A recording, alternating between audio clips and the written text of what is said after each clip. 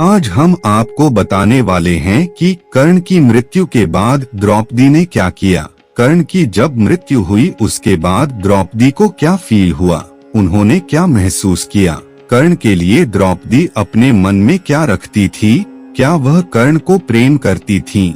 आज इन सभी बातों की जानकारी हम आपको देने वाले हैं। इससे पहले आप कहानी में कहीं हो जाएं, चैनल को सब्सक्राइब कर लीजिए और बेल आइकॉन दबा लीजिए। आइए शुरू करते हैं। तो दोस्तों, जैसे ही द्रौपदी ने कर्ण की मृत्यु का समाचार सुना, वो दुख से मूर्छित हो गईं। होश आने पर वो दौड़ती हुई कर्ण के शव के पास आईं और विलाप करने लगीं। उन्हें बड़ा पश्चाताप हुआ कि क्यों उन्होंने स्वयंवर में कर्ण जैसे महान योद्धा का अपमान किया था। यदि आपकी ऐसा ही कुछ सुनने की इच्छा हो तो क्षमा चाहते हैं, ऐसा कुछ भी नहीं हुआ था। वो द्रौपदी थी, स्टार प्लस की पंखुड़ी अवस्थी नहीं। महाभारत, रामायण और हमारे अन्य धार्मिक ग्रंथों का भारतीय टीवी और सिनेमा ने ऐसा बेड़ा गर्क किया है जिसका कोई उदाहरण नहीं है। इतिहास को मॉडर्न बनाने के चक्कर में आजकल के घटिया टीवी सीरियलों ने सारी सीमाओं को पार कर दिया है। आजकल का एक भी शो ऐसा नहीं है जो हमारे इन धर्म ग्रंथों की गरिमा के साथ न्याय कर पाए या धर्म ग्रंथों के अनुसार ही सीरियल बना रहा हो। हर नाटक में भगवान की लीलाओं के साथ मजाक किया जाता है।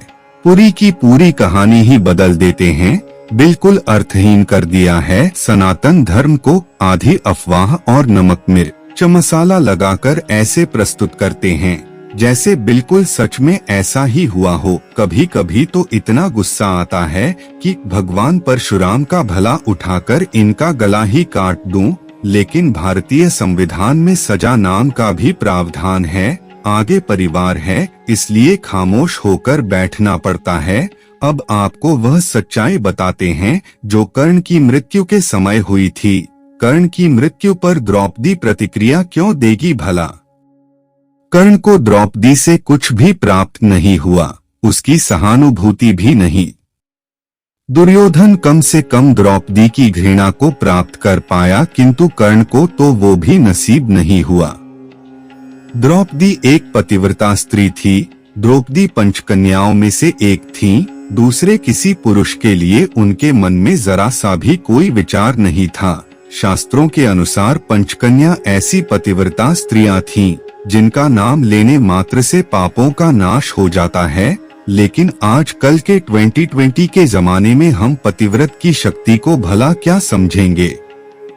ब्रह्मा पुराण में स्पष्ट वर्णित है, अहल्या, द्रौपदी, कुंती, तारा, मंदोदरी तथा पंचकन्या स्मरणित्य महापातक नाशक। इस श्लोक का अर्थ है अहिल्या, द्रौपदी, कुंती, तारा तथा मंदोदरी, इन पंचकन्याओं का प्रतिदिन स्मरण करने से सारे पाप धुल जाते हैं। महाभारत के रचयिता वेदव्यास जी हैं। महाभारत भगवान गणेश के हाथों से लिखी गई है और उसको बताने वाले वेदव्यास जी हैं। महाभारत में कर्ण वध के समय द्रौपदी का कोई जिक्र महर्षि वेदव्यास ने नहीं किया है। द्रौपदी का कर्ण के प्रति किसी भी प्रकार का कोई दृष्टिकोण अथवा उसकी मृत्यु पर द्रौपदी के मन में किसी भी प्रकार की सहानुभूति का वर्णन मूल महाभारत में नहीं दिया गया है। ये सब आजकल के साहित्यकारों एवं फिल्म निर्माताओं के बीमार दिमाग की उपज है। अतः इसके बारे में अधिक ना सोचें। इसलिए इन टीवी सीरियल पर पूरी तरह से विश्वास ना करें। खुद भी धर्म शास्त्रों का प्रतिदिन थोड़ा थोड़ा अध्ययन करते रहें, जिससे कि आप, आपका परिवार और आपके बच्चे धर्म के बारे में जानेंगे और आप अपने बच्चों को शिक्षा दें कि वह आगे अपने बच्चों को सिखाएं, जिससे कि धार्मिक ज्ञान हमेशा रहे। एक बात याद रखिए, इस दुनिया को चलाने वाले स्वयं भगवान हैं और जिस दिन इस दुनिया से धर्म का नाम खत्म हो गया उस दिन प्रलय आ जाएगी।